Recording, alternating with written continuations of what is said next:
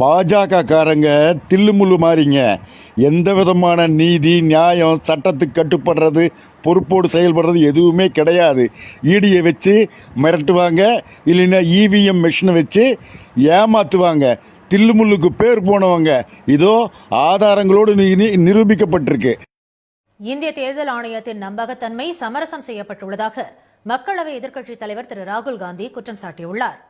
America சென்றுள்ள அவர் Boston நகரில் நடைபெற்ற நிகழ்ச்சியில் இந்தியர்களிடையே உரையாற்றிய போது மகாராஷ்டிரா சட்டப்பேரவைத் தேர்தலில் மிகப்பெரிய மோசடி நடந்துள்ளதாகவும் அதற்கு தேர்தல் ஆணையம் துணை போனதாகவும் தெரிவித்தார்.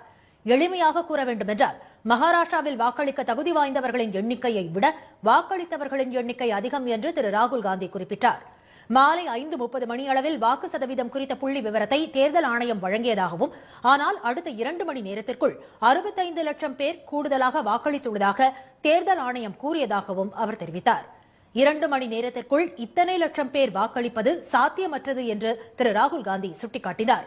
ஒருவர் வாக்களிக்க 3 நிமிடங்கள் என்று வைத்துக் கொண்டாலும் இத்தனை லட்சம் பேர் அதிகாலை 2 மணி வரை வரிசையில் நின்று வாக்களித்திருக்க வேண்டும் என்றும், ஆனால் அதுபோன்று எதுவும் நடக்கவில்லை என்றும் அவர் கூறினார்.